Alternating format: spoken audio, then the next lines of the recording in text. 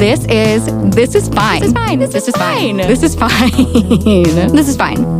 This is a poor substitute for therapy, but an excellent substitute for other podcasts. We're not like other podcasts. Join us as we find the answers to the universe's biggest questions like, is butter a carb? Does crying burn calories? And what the fuck am I doing with my life?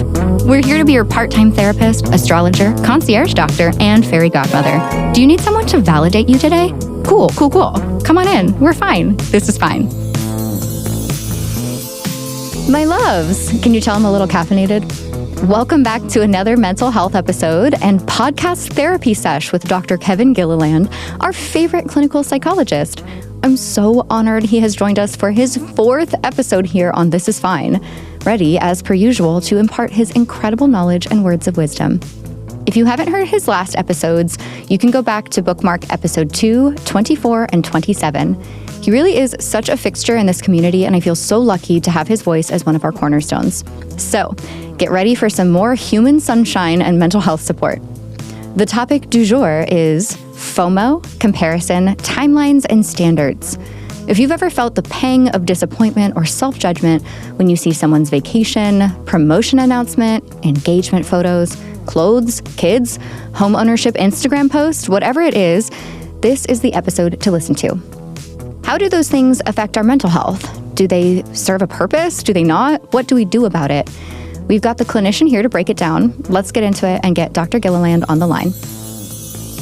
Okay, so let's outline some key concepts that you and I have talked about offline, or I guess technically online because we're not in the physical space, but off air.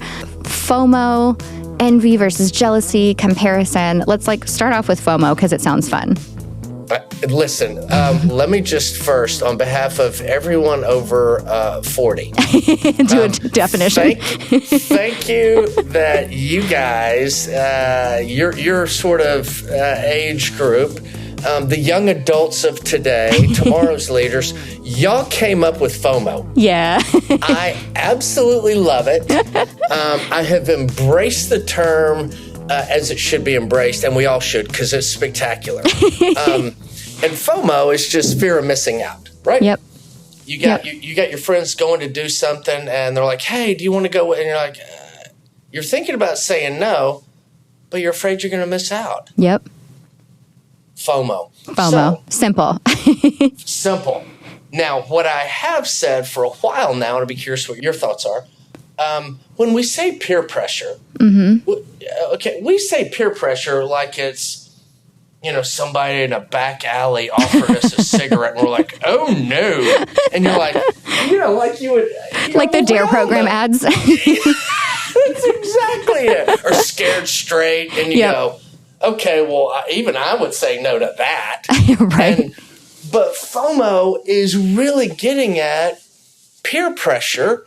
Wow, and I think a good way, the positive, which is, okay, y'all are doing something, or you're going somewhere, or there's something, and I kind of have this thought of, I have 2 thoughts, right? One's no, and the other is, oh, but that sounds good. Right. So without adding anything to it, if we just assume that's it, that is not a bad thing. Right. That's actually fantastic. Like a motivational tool. It's something that sort of goads us. It prods us to, okay, why am I saying no? You're like, yeah, right. Good question. Yeah. Why are you saying no? It gives us that opportunity to dig a little deeper into ourselves. Is this intuition? Is this fear? Do I feel like I don't want to go because, it's not right for me, or because I have a social anxiety that I want to overcome, something like that maybe. Exactly. Or maybe my mood's down, or my head gets really noisy and, oh God, I don't really know how to do that. Am I going to embarrass myself? And you go, oh, okay. Well, first of all, just notice you feel 2 things. If you have FOMO, you have 2 emotions or thoughts that aren't lined up, right? Because you're interested, right? But there's a resistance. Exactly. And so don't worry about it. Just be curious. It Love could be that. you're tired. You've had a long week. And since it's just me and you talking, So I've said to people all the time, if you're in a relationship or if you're married, you have been forced to go do something you didn't want to do. So I've been with my wife for a while. And this was literally not even a year ago. I'd had a long week. And she's like, oh, hey, we're going to dinner. This is like on a Thursday. Hey, we're going to dinner on tomorrow night with so-and-so. Now, I was beat, but I've been married a long time, so I didn't let that show. But in my head, I'm like, I do not want to do that. And in fact, I don't like those people that much. It's not going to be fun. It just is what it is. Right. And since she told me on Thursday, it gave me a full 24 hours to be angry and have a bad attitude. So now, fortunately, again, see previous married a long time, I didn't let all that show. I used to, and I learned. Smart. So yeah, exactly, right? And so what I just went. So that was kind of a forced activity. Okay. I do kind of like them. And yeah, in general, I like that. But for me, the dilemma was, yeah, I do find this kind of enjoyable, but I'm worn out. Right. And I don't have the energy. I don't think it's going to be that fun. I'm not sure I really like them that much. Right. Is it worth it? Yeah, exactly. Well, so I had to go because I care more about her than I did any of the other things. And I had so much fun. Oh, I good. had more energy than I expected. The thoughts I had that were pulling me to say no weren't accurate. And right so on. That's what FOMO does, or a spouse or a partner. Right. It's, but it sort of pulls us into things when we don't feel like it, we don't think the right way, or we don't think the energy's there. And you go, that's not a bad thing. And especially given what we've all been through the past 3 years, isolation is the most savage symptom we struggle with. You and I have talked about that forever. And so that's why work in the office or in a community is so much better for us. The majority of us, that's where we get our relational vitamin C.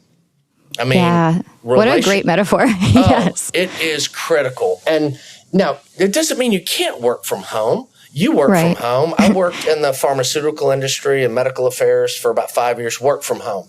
I was on the struggle bus for probably 6 months because I'm like, wow, I'm not interacting with humans. And you're so extroverted too. I'm like, okay. I always joked that the FedEx guy, Troy, was like, hey, Kevin, I gotta go. Troy, how are the kids? Did your little daughter, did she pass that quiz? 3rd grade's hard. And he was Troy's your coworker. I was starving. Yes, FedEx Troy was my coworker. And so I'm like, all right, man, I got some issues. I got to get people in my life. So you can work from home, but now you got to make sure you still get people in your life. So FOMO, regardless of where you are, if your mood's down or your worries, spiked up a little bit, we do less and we talk ourselves out of things we like. And it's so true. That's where FOMO, if you think about it, can actually help us out. Doesn't mean you're always going to go. Sometimes the best decision is no. I am I'm out. I'm depleted. Need to recharge. Exactly. So, and it's like a journey in self-trust, right? Yeah. And I always think of it as like a little mini research. And that's where you go, okay, well, I thought this, I believed this. Is it true? And for me, with my wife, no, not true. Because when we have those, and if you have to categorize them, those negative thoughts, you go, we think they're always right. No, they're not. And so if we can just look at it like a little study and go, all right, I feel like this and think this, is it the right move? And you go, well, I'm beat. I'm going to stay home and you guys have fun. And then they go and you talk to them Monday and you're like, okay, well, that was a lot more fun than I thought. I may not have, I maybe should have gone because I didn't sleep. I ended up doing this and you go, dang it. Okay. You learned. Does that make sense? So totally. And I think one of the best things I've learned from you, among all the wonderful things, is to look at things with this lens of curiosity. Yes. Like you just said, like it's an experiment. I'm getting curious about how I respond in certain situations, what my body needs, what my brain needs. Like just approaching it with curiosity feels so much more gentle. Yeah. And, like you and I have talked so much, I'm like, that's not my default setting, nor is it how I've navigated through life and career. I've been way too harsh and critical, especially internally. I'm not with the rest of the world, absolutely. Which doesn't seem fair or logical, by the way. So I'm like, okay, just be curious. Totally. And it has helped me personally immensely. And I think other people too. It's just be curious, because those negative, worry, down mood, they're not always accurate. Yep. So, and that curiosity leaves you a little bit more open, which can lead you to solutions or things that you didn't expect would be fun, like that dinner. Yes. And you would be amazed how much easier life gets when we get some new information. It gets easier. I love that. Yeah. So I have actually a similar example. So with the stress of the move and a lot of other things going on, by the time people are listening, this will be several months ago, mid-move, I had already planned a trip to New York to see my favorite French artist and spend some time with one of my best friends. Oh. And it just happened to fall in the middle of this season after I had decided to move. And I had been having daily panic attacks, at least one a day, for about 2 weeks. And I was exhausted, so beat down. I mean, as you know, those things, they take a lot out of you. Yes, they do. And when it's constant and back to back like that, I felt like I had been physically running a marathon every day. Just so awful. And I'm thinking, this is an awful time to travel. This is not good. But I'd bought the concert tickets 6 months prior. She is never performing in the U.S. and it was important to me. So I was like, okay, I'm just going to see how it goes. Try to take it easy, just, one foot at a time kind of moment. It ended up being my first break from panic attacks in 2 weeks. Okay. Reset my brain, reset my nervous system just by getting out of the house, seeing new faces, new people, new environment, music, new experiences, right? And it was the reset that I needed, where it could have been so overwhelming. It made things worse. Yes. But I left it open and I was a little bit curious about it. And, that's not a foolproof formula that, you can just go and use and it's going to be perfect for you. But it was something that, I don't know, a positive thing that came out of the concept of FOMO. Okay, look, it is. Yes, it is. And, two things. One, that makes me mad that you didn't email me or text me and go, hey, if you got a minute, Kev, I'm kind of trying to sort something out and I'm on the struggle bus. Who, me? Trying to internally, just fight through it? Yeah. Okay, I will text you next time, I promise. Yeah, who, me? Trying to work it out myself, but then I had to wait until, And, man, I wish, we're you and me, we are getting better at going, okay. Just because we help people a lot, but we also need help a lot. And I know that's a hard thing to admit. Oh, it is. It's hard to admit. And, you love learning and growing and talking to people and you go, okay, I got a lot of options I know to try. So I would argue, well, it just takes us a while to work through all the things we know might work. So, but one, that irritates me. Two, the reason... The research, scientific reason behind let FOMO work is exactly what you experienced, is that life is full of good medicine. And good medicine is everything you just talked about. Something I love, travel, going to see this artist, interacting with other people. That is such good medicine for us. And we think too narrow about medicine. We think it's a therapist and medication or Ativan. Ativan, or my physician and some medicine for high cholesterol. You go, no. Yes, I don't mind those things and I'm totally fine with those things. But you should also be looking for life to give you good medicine. So I love that. And you just go, we have to think broader. And by the way, the doctor that said he was worried about the weight you gained during COVID, your cholesterol, he also told you, be more active, have a healthier eating. Right. It wasn't just, I got some medicine that'll fix you. We don't have many medicines in all of healthcare that fix people. So if you're taking medicine for cholesterol or your diabetes or blood pressure, we didn't fix any of those illnesses. All we're doing is managing the symptoms. Now, and you know best. You came from the industry. I'm telling you, yes. And you go, now, if you do make some of these life changes, and depending on you as an individual and how far it progressed, you might be able to course correct it to where you don't need to take medicine because all of your levels have reset because of medicine, life medicine. You've moved, you've gotten out, you're eating healthier. So I love that you did that. That's so spectacular. Thank you. God, that's so spectacular. It, again, was like a journey in self-trust. I'm like, can I do this? Is it going to make it worse? And like, you're not really going to know until you experience it. But I got the A/B test. Like, I had been taking Ativan for panic attacks. And then I went on this trip and I didn't need the medicine because, like you said, I got the life medicine. Yeah. So that was really exciting. I love it. I love it. And yes, there's an element of FOMO. We can have FOMO with ourselves. It doesn't just always mean other people. Right. Because you knew. Like fear of missing out of a concert. Yes, and you knew, okay, I love this. And go, okay, well then why in the world would I ever imagine not going? Well, this list that I told myself, well, maybe you shouldn't listen to that. Or maybe you should just keep a little bit of space for, I wonder if I'm wrong. Yeah. I love that. And I let the fear of missing out was more powerful for me than the fear of what would happen with panic attacks, right? So it's you gotta like weigh what's like heavier for you, or what's more motivating, more powerful, and what is the good kind of fear versus the not good kind of fear. I love that. When you said that, it just reminded me, I worked with this lady one time, and she loved going to Colorado. She just loved the mountains, loved all that. And she really wrestled with anxiety, up right on the edge of panic attacks. Hers was more agoraphobia. It would just talk her into not doing something. I'm like, okay, but you used to go there all the time, multiple times. She goes, yeah, but I worry about having a panic attack if I'm there. And I'm like, well, do you have panic attacks in Dallas? She's like, yeah, sometimes. So I'm like, well, let me just ask you a question. If you have to have a panic attack, would you rather be in Dallas or in the mountains?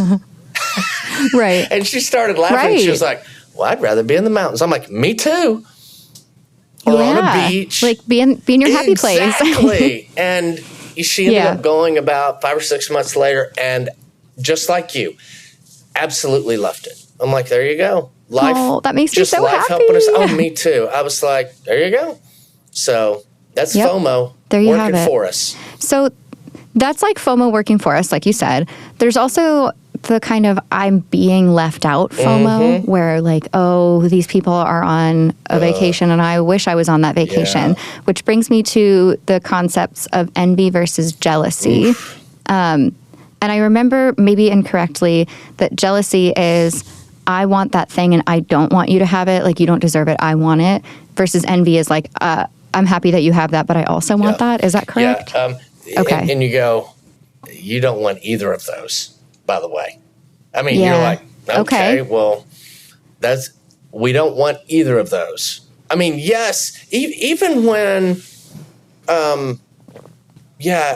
you have something that I also want, you go, ooh, be careful, man, because you're stepping towards jealousy. And you go, ooh, how about we? You're teetering on the edge. You really are. And that's where you go. And, we talk some about comparison, too. I think that's another piece that weaves into it. And, that triggers this. And, I think that you and I have talked about before. I was like, hey, never compare yourself to other people. Be inspired by other people. Compare you to you. What were you doing a week ago? What were you doing a month ago? What did you do a year ago? And if you set out to improve at something, have you? And just go, no. And you go, okay, well, why no? Well, mainly I didn't do anything towards it. And you go, well, that's still information. stay curious. Maybe it's not really that important to you. What it may have been was a little bit of envy or jealousy. You saw somebody else had you want it, and you go, well, you didn't really want it. You wanted it to do something for you.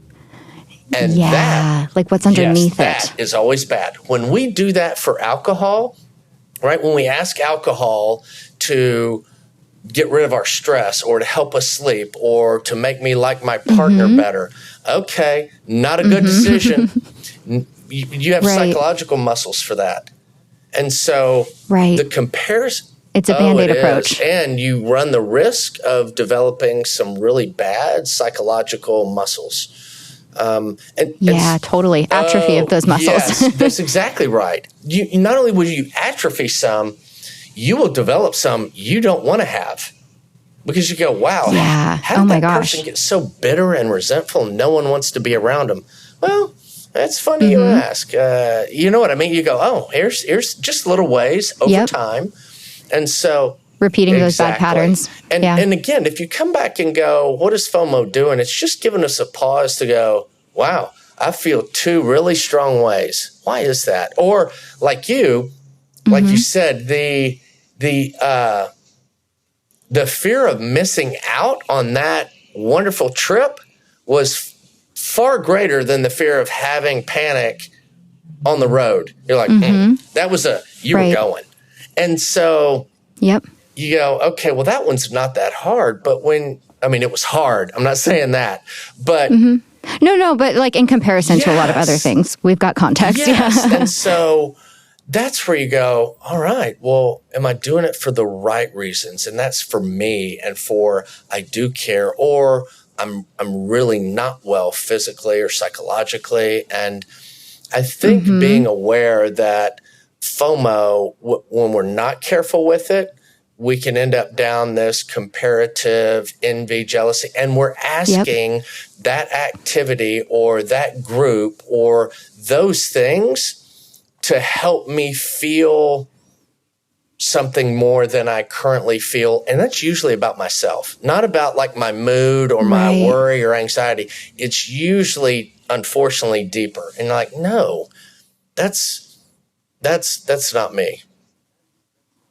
Okay. So one of the, I guess, negative side effects of comparison, envy, jealousy, FOMO would be masking your deeper needs, like not attending to your deeper needs because you're not allowing yourself to get deep. Because what you're in essence doing is looking over your needs to, I think that will make me feel this way.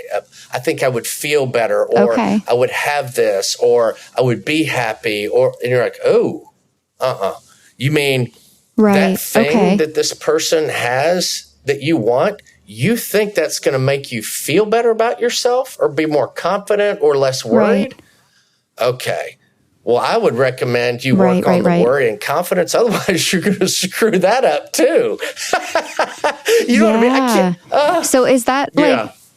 So we internalize it in a way that's kind of eroding our confidence, yes, because we externalize it. Now, when you went and did that in New York, you enjoyed it, but it also kind of gave you a little bit of confidence, right? You're like, oh, okay, I got this. Yeah. But when that shifts in an unhealthy way, we start to think that event or that thing that someone else has or is going to do more. And it can't. It can help like yours did. Right. But you did it really thoughtfully. Like a little shake-up versus I'm chasing dopamine in these areas. Exactly. Because you'll hear people like in recovery talk about, you know what, I just need to move. And I'm like, you mean homes? Yes, I just need to get out of Texas or get out of California. I'm like, well, I hate to tell you, they sell beer everywhere. I mean, moving can help. It's not going to do that. Right. And so but you're going to have your problems anywhere you go. It's a combination, right? Don't ask it to do too much, but it should help a little. Okay. Yeah.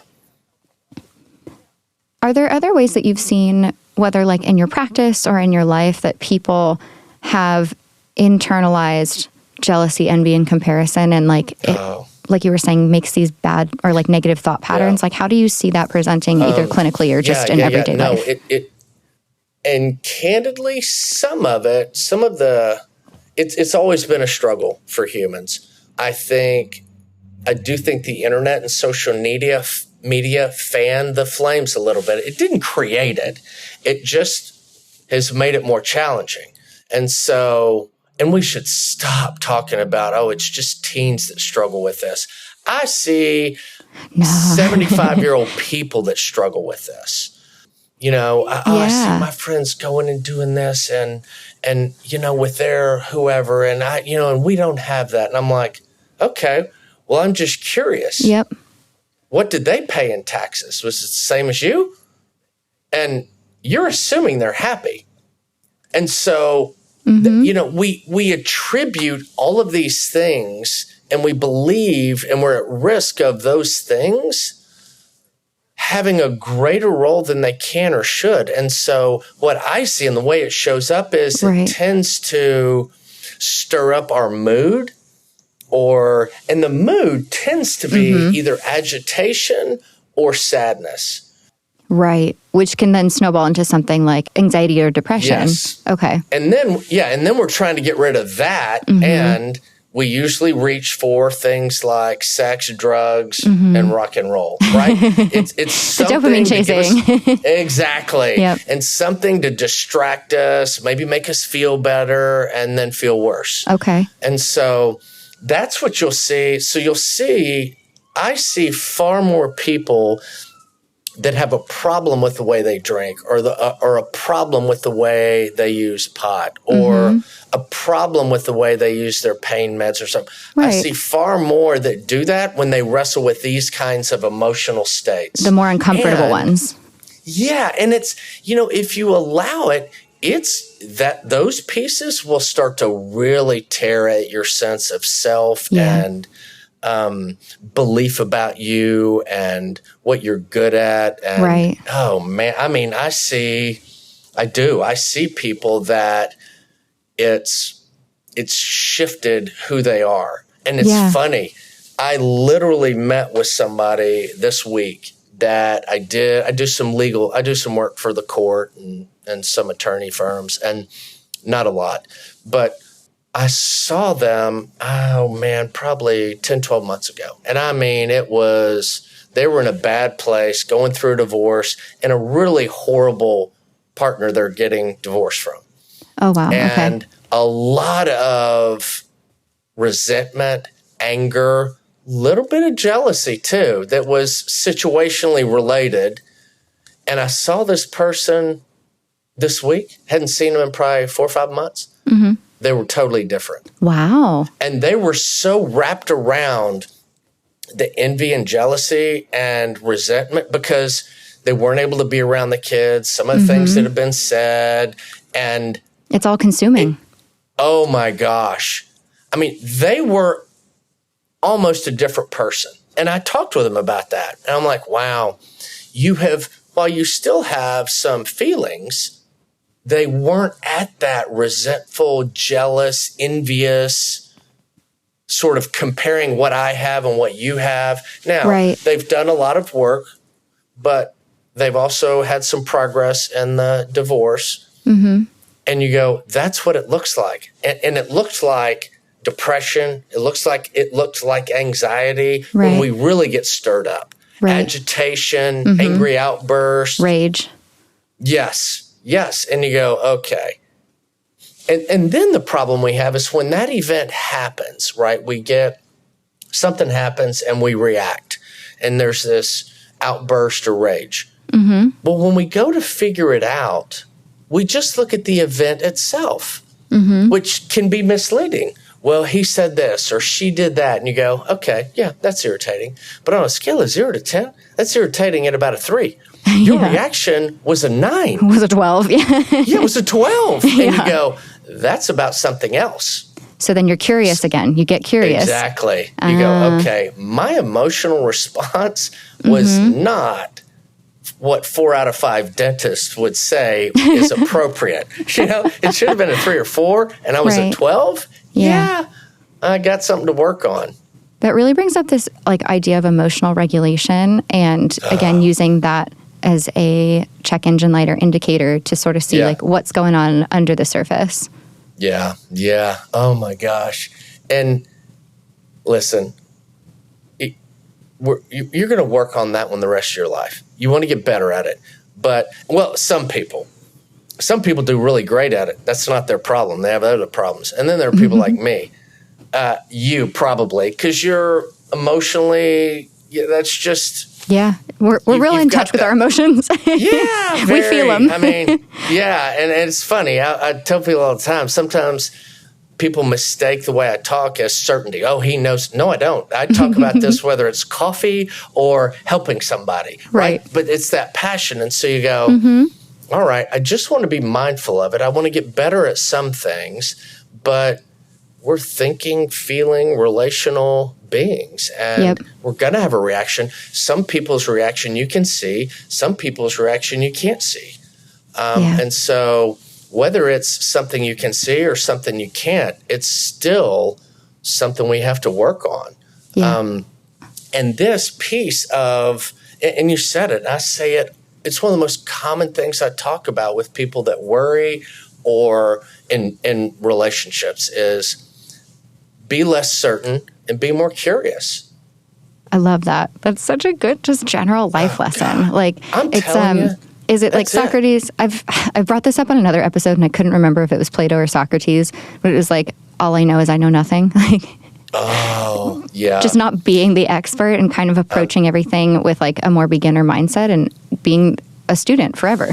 I'm telling you, and if you start listening to people that you just think are off the charts, insightful and talented, every single one of them has a large space of the way they interact of, man, but I don't know. That's what I'm thinking. And I'm like, what? What do you mean? You don't? Your resume is like 45 pages long. What do you mean? But it's this, they know how much, and they love learning, and they know how much they don't know. Yeah. But they're not bothered by it. They have sort of this wonderful relationship with it. And yes. That's the difference between like that healthy mindset and imposter syndrome, right? Yes. Which I feel like is tied to these concepts too, like imposter syndrome, like, oh, I'm not doing things the way I should and other people are doing it better. That actually kind of helps me like transition a little bit. I would love to talk about, and we, again, talked about this off air, but like societal timelines and benchmarks, standards. And I know we've talked that this can affect anyone from teens to older people, but I know millennials in particular struggle with this for a number of reasons, thanks to the economy, et cetera. But it's so easy to look at someone else's, like we said, public achievements, whether it's their home life, their academic or career lives. And then in turn, you have, like you said, this kind of emotional reaction, whether that's a sense of lack or pain or self-deprecation. And the people who are more susceptible to depression and anxiety could be triggered. I don't love the word triggered, but that's all I can think about for this. Like coming back to like the quote unquote timeline, it might be off from the expectation when it comes to home ownership, starting a family, getting married. How do you counsel individuals who are struggling with this concept of this particular kind of comparison? Yeah, golly. First of all, if you talk to anybody over 40 and they sound like they absolutely know what the timeline should be, stop talking to them. I mean, you can talk to them, just don't ever think about anything they say because you go, okay. Yeah, right. It's one of the things I love about the young adult group, the 18 to, let's call it 35-ish, actually. And and I've got 3 adults in that group. They're not kids anymore. I mean, they're done with school. Your grown-ass adult children. Yeah, my grown-ass children. Yeah. I still have not come up with a better, I'm like, my grown-ass children, man. There's nothing better. That's it. An adult sounds weird. You're like, what? Right. Did you just let them move in? No, they used to be children. So, my grown-ass children. I adopted some adults. Thank you. Yeah, I adopted some adults, just wanted to help. So, so my grown-ass adults, I've said to them, like a lot, I'm like, man, I so love the thoughtfulness that you guys have about some significant milestones in our lives that, honestly, I didn't think about. And I said to them, I was like, and I've said to my wife, I'm like, why was I in such a hurry? I mean, finish school, go to grad school, jump in my career, and I see young adults now go, hey, you know what? I want to take a gap year off, which, by the way, they've been doing in Europe for millennia. And you go, I want to take a gap year. Or I finished college and I want to go do this 1-year leadership program. And I'm like, oh my gosh, yes. Or, you know what? I love it. I'm going to take 6 months off after I finish high school and I know where I'm going to this trade school. But I'm going to spend 3 months traveling all over the States. I've never been outside of my state and I just want to do that. I'm like, yes, go do it. And so it's, man, and that comes back to the comparison that we talked about and envy and jealousy. I love seeing people thoughtfully step into, okay, what do I want to do? And owning a home, I said this to somebody the other day that's a young adult married and looking at getting a house. I'm like, look, first of all, I guess it's a good decision. All the finance people tell you that, but wait till you replace a water heater or, you know, wait till you need a new roof. And you go, okay, is this really great? So, own a home, they said. It'll be fun, they said. Oh, my gosh. Yeah. So that's where just step back and go, okay, is that really what you want to do? I don't care what other people are doing. What do you want to do? And seriously, you should, if you're old, right, let's say if you're older, out of the house and on your and have your own job, I don't care what your parents want. I mean it. I don't care what they want. Sure, your opinion. Okay, great. I'm a grown-ass adult. I have a job and my own place. I'm not doing that. No, I'm not going to take my money and buy a house because I don't want to do that. I don't want to hassle with it. Look at the hassle list for you. I like traveling. I like traveling. I go to Europe. So, okay, why are you doing it? And are you enjoying it? Man, keep enjoying it. And if you stop, well, great, then do something different. Right. So what about someone who, let's say someone younger is listening right now and they're not on the quote unquote timeline, but that's something they do want. Like, let's say they do want to get married or start a family or, you know, the American dream picket fence timeline. But those things aren't working out for them. Yeah. And then they are comparing themselves, let's say they're 28 and all of their friends are getting married except for them. Yeah. Or they're 34 and all of their friends are buying a house except for them. Yeah. Or everyone's going on, Euro summer trips with their children, but they can't conceive, whatever it might be. Okay. So how would you counsel them? Yeah. Okay. First, I go back to what we talked about earlier. Just go, look, those things do have some elements to them that are good, but you're talking about them in a way that they're not. I love having grown-ass children. But, man, I have such greater respect for my friends that thought about it, talked about it, and decided not to have kids. Now, I love it. It's been right for my wife and I. But, man, we were thoughtless about it, like in an alarming way. Thank goodness it worked out. Yeah. And I've got 3 wonderful grown-ass adults that I enjoy being around. But, but be thoughtful about it and you're asking it to do more than it can or than it should. Yeah. I talk like what's underneath it. Yes. I've talked about, I've been married for a long time.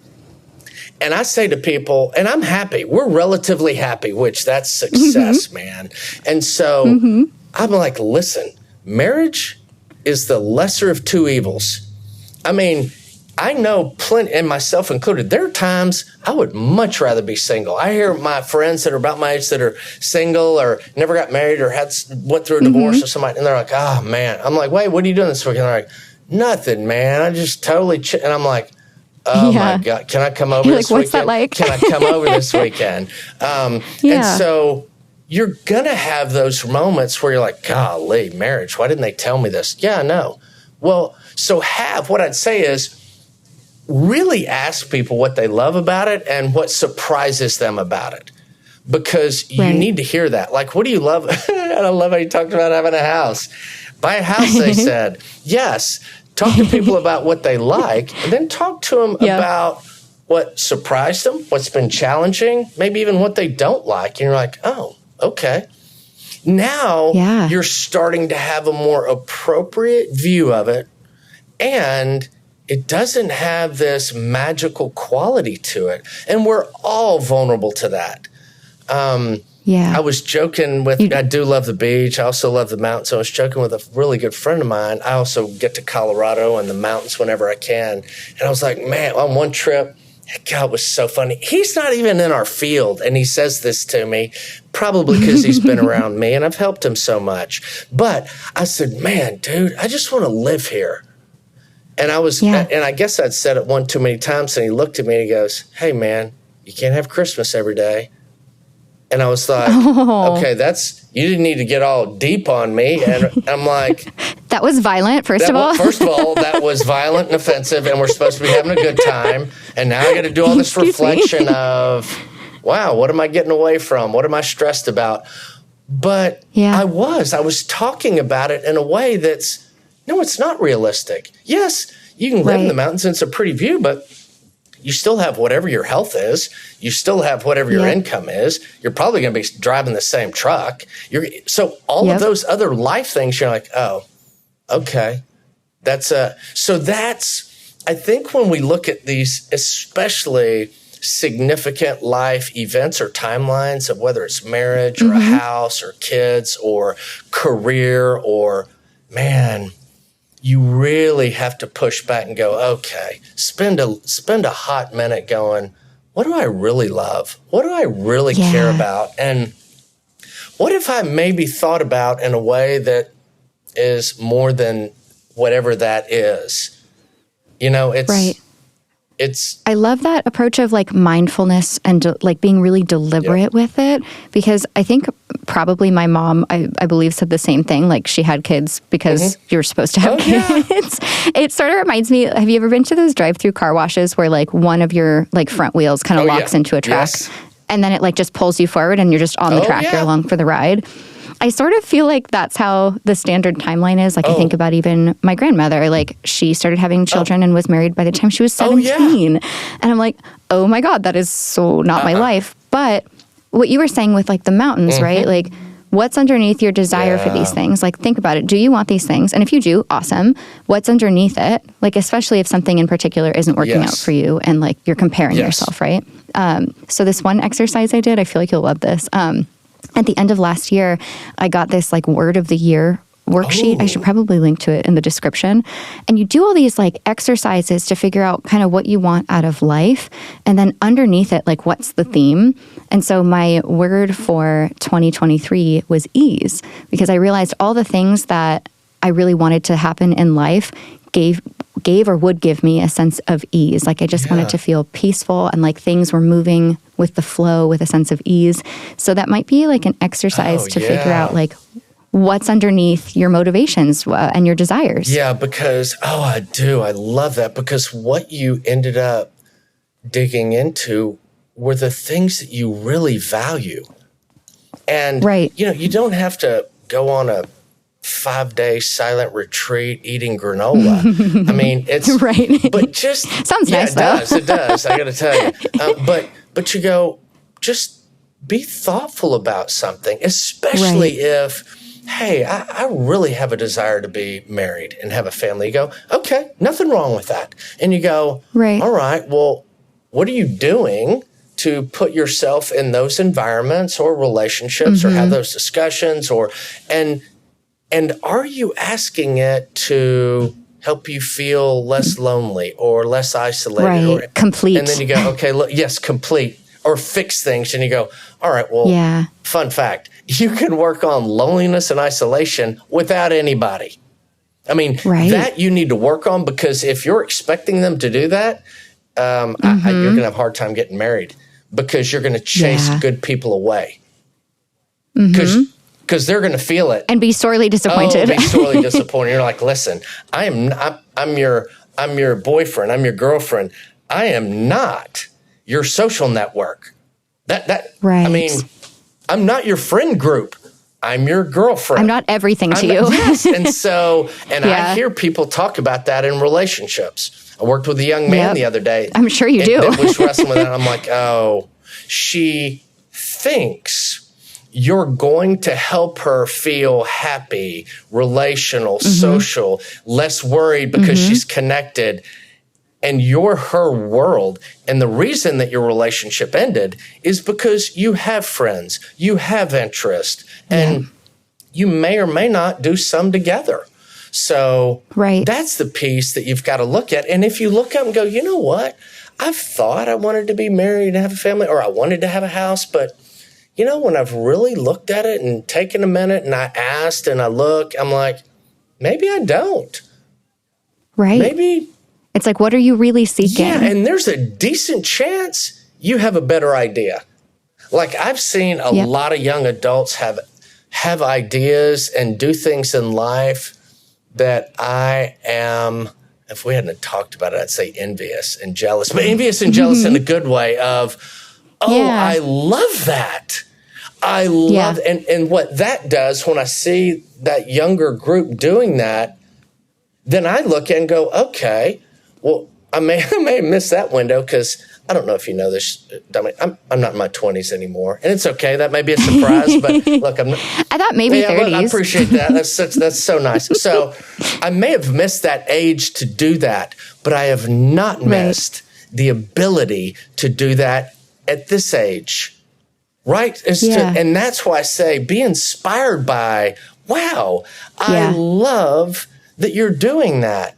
I don't think I know for a fact I wouldn't have, because my age group, we thought too narrow about things and we just did, why'd you do that? Well, that's what my parents did. Okay.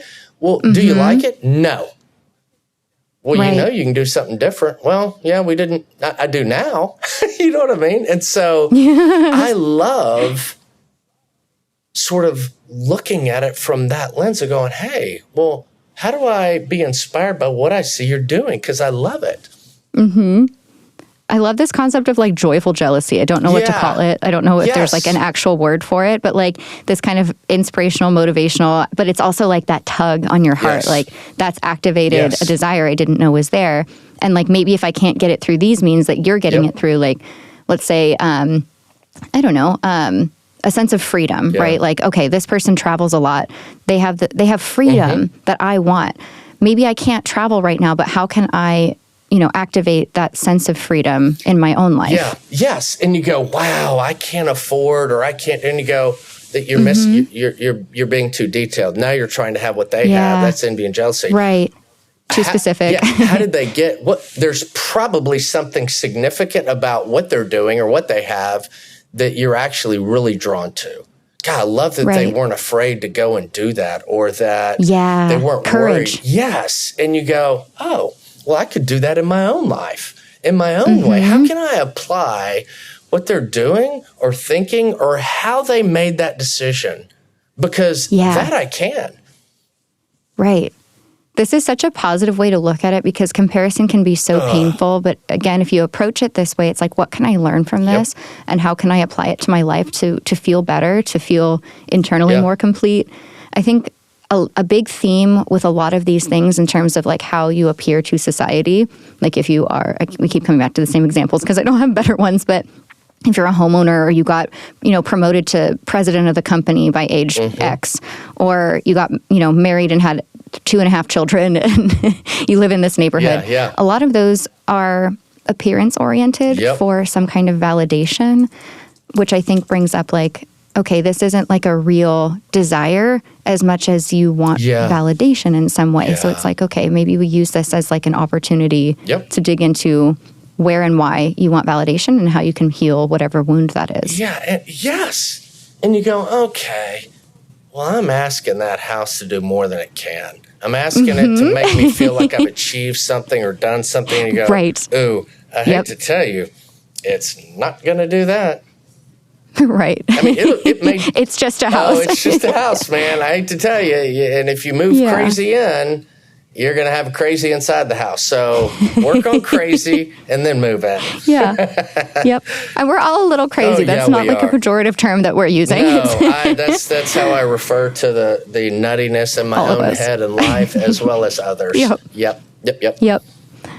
I feel like this is such a beautiful reframing, and hopefully everyone listening right now is reassessing their own values and what they want out of life, what makes them feel good, maybe some things that they can release and let go of. Yeah. Dr. G, do you have any other words of wisdom for these concepts before we sign off? Oh, man, I like the joyful jealousy, and I just so love, and it's funny, it's just how everything fits together. I love how you teased out, I want to go and do something that I know beyond a shadow of a doubt I love and enjoy, but I almost talk myself out of it. And that piece of let FOMO work its magic and just be curious. Because when we do that, all sorts of other things that interfere fall away. Yep. So. You can't see me right now, but I'm smiling really big because of this. You're so great. You are so great. Oh my gosh, you are. And we're so lucky to have you and your voice and your wisdom. Like, this is a gift to everyone listening beyond measure. Thank you so much. I feel the same about you and thoroughly enjoy our visits. I love our best friend visits too. Yes, absolutely. Okay, Dr. G, we're signing off. Thank you so much. Thank you, thank you, thank you. Be safe. Thank y'all so much for joining us on this journey that is today's episode. Hopefully you have some things to think about in terms of your desires, feelings of envy and comparison, and how FOMO might help motivate you towards something healthy and healing. You can learn more from Dr. G on his Instagram, Dr_Kevin G, or on his podcast called Struggle Well, Live Well, Worry Less. I will link to that in the description. And he's got a book by the same name almost, Struggle Well, Live Well, 60 Ways to Navigate Life's Good, Bad, and In Between. I'll have more updates for you from Paris coming soon. I'm recording this in advance to give myself a little bit of time to get settled. Dan is helping me get set up with gear over in France so I can keep recording episodes from my new appartement. So all of that is coming soon, hopefully next week if all goes well. I'm sending you huge hugs, lots of encouragement, and a ton of gratitude. So much love to you. A bientôt. Bye. Thanks for tuning in to this episode of This Is Fine. I've been your host, Dominique Michelle Astorino. We're based in San Diego, recording in studio at DLI Productions in Pacific Beach with Emmy Award-winning sound designer Dan De La Isla. This is a comedy and advice podcast, but for legal reasons, this entire podcast is a joke and none of it is medical advice. To download the transcript or learn more, visit thisisfinepodcast.com.